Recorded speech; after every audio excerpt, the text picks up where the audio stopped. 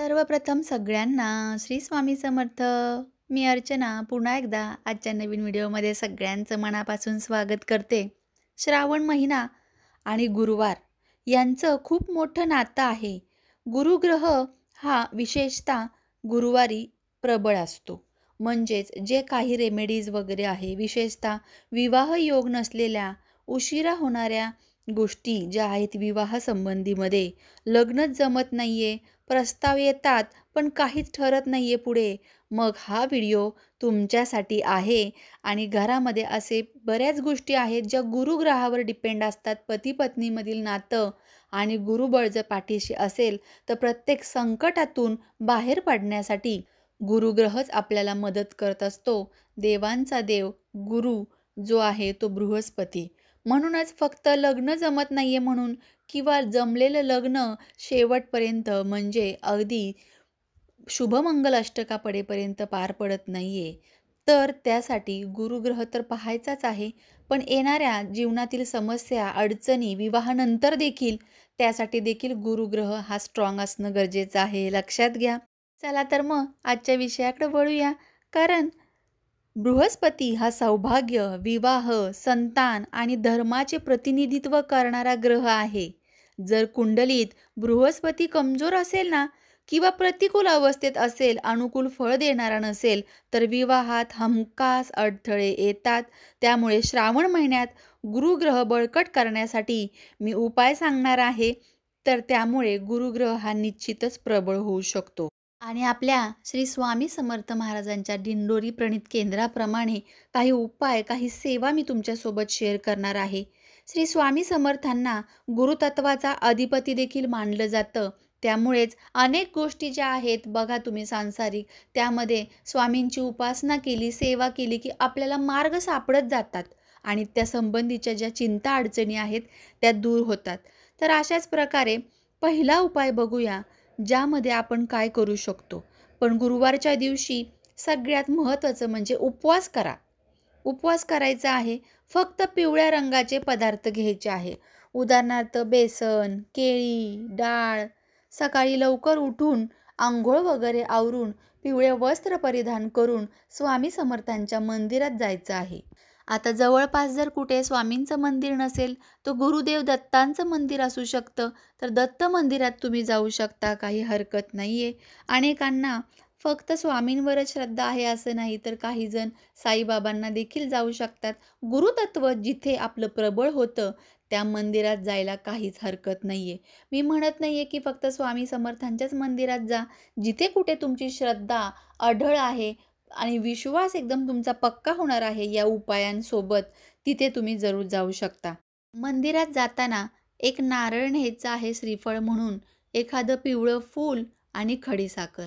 आणि तिथे स्वामींना हे सर्व अर्पण करताना मनोमन संकल्प घ्यायचा आहे स्वामींसमोर की मी आता गुरुवारचे उपवास करणार आहे आणि दर गुरुवारी 108 वेळा श्री स्वामी समर्थ जप करणार आहे. कमीत कमी एक माळ जप मी निदान रोज करणार आहे असा संकल्प घ्या.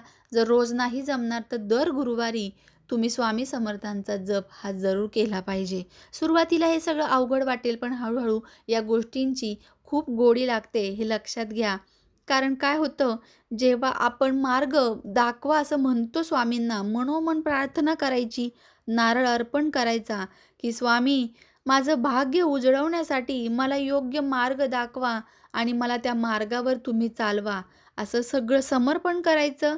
आणि गुरुवारी मंदिरात जाताना प्रत्येक गुरुवारी आज नारळ अर्पण केला आहे तर एखाद्या गुरुवारी हरभरा डाळ म्हणजे चणा डाळ पिवळी, गूळ किंवा मग तुम्ही पिवळी मिठाई अशा प्रकारचं दान करू शकता. एखाद्या गरजू स्त्रीला पिवळी साडी दान करा. यासोबतच हळद देखील दान करू शकता. यामुळे काय होतं तर स्वामी समर्थांच्या अनेक भक्तांचा अनुभव तुम्ही जर ऐकताल ना तर ते सांगतात की खूप चांगला अनुभव आला विवाह जुळून येण्यासाठी. स्वामी समर्थ अनुभव पुस्तकातील विवाहाशी संबंधित अनुभूती देखील तुम्ही वाचू शकता.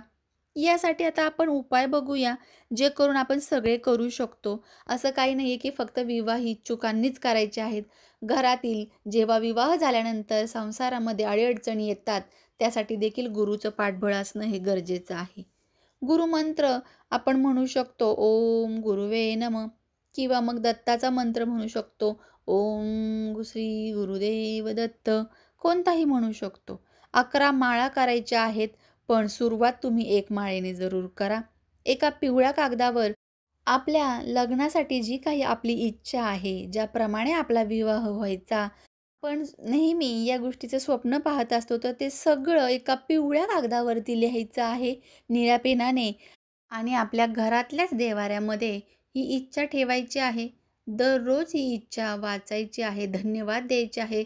जरी दररोज नाही जमलं, दर गुरुवारी तिथंच तो कागद ठेवून वाचायचं आणि मनोमन चांगले विचार करत, चांगल्या योजना, कल्पना आखत तुम्ही हे सगळे उपाय करायचे आहेत. आता खास करून बघूया मुलींनी काय उपाय करायचे आहेत.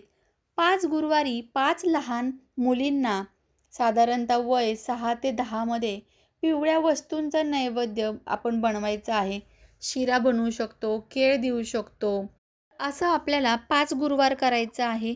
घरी संध्याकाळच्या वेळेला 5 लहान मुलींना बोलवायचं, त्यांच्या पायावर हळदी-कुंकू लावायचं, त्यांना हळदी-कुंकू लावून प्रत्येक मुलीला एक-एक केळ द्यायचा आहे किंवा मग तुम्ही पिवळा शिरा किंवा पिवळी मिठाई देऊ शकता. अशाप्रमाणे 5 गुरुवार तुम्ही संकल्पपूर्वक करायचा आहे स्वामींच्या मंदिरातून जाऊन आल्यानंतर. यासोबत मुलं काय करू शकतात? मुलांसाठी काय उपाय असू शकतो? तर दर गुरुवारी तुम्ही पिवळी कमळ किंवा चाफ्याचं फूल जे पिवळं स्वामींना प्रिय आहे ते अर्पण करू शकता. चणा डाळ अर्पण करू शकता.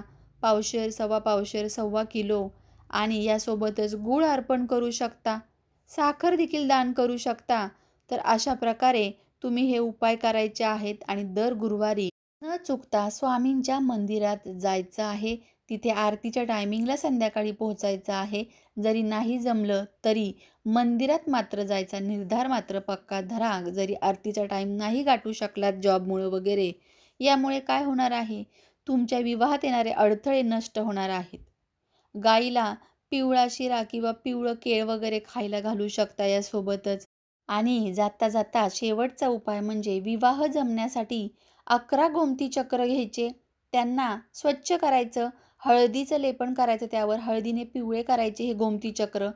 5 हळकुंडाच्या गाठी घ्यायच्या आणि या सगळ्या तुम्हाला एका पिवळ्या कापडात बांधून ठेवायच्या आहेत. या पिवळ्या कापडात बांधून आपल्या देव्हाऱ्यात ठेवायच्या आणि त्यानंतर जो कागद आपण ठेवलेला आहे, ज्यामध्ये आपली विवाहाची इच्छा, जसं मनपसंत आपल्याला वर किंवा वधू हवी आहे, त्याप्रमाणे तो कागद आणि हे जे पिवळी पोटली आहे ती एकत्र ठेवायची आणि यासोबतच हळकुंडाची पिवळी गाठ ही आपल्या खिशात किंवा पर्समध्ये जरूर बाळगायची आहे. गुरु म्हणजे काय तर दिशा, मार्गदर्शन आणि सौभाग्याचा मूलाधार. जर तुम्हाला वाटत असेल की विवाह जमत नाही, तर श्रावणाचा हा काळ गुरुची कृपा मिळवण्याचा उत्तम काळ आहे, हे लक्षात घ्या. श्रद्धा आणि नियमितता असेल, नियमितपणाने उपाय करत असताल, तर तुमचा जीवनसाथी लवकरच तुमच्या आयुष्यात येणार आहे. श्री स्वामी समर्थांच्या कृपेने हीच इच्छा आणि हा व्हिडिओ स्वामींच्या चरणी अर्पण करते आणि पुन्हा नवीन माहितीसोबत अशाच आपण भेटूया. तोपर्यंत माझ्याकडून सर्वांना श्री स्वामी समर्थ.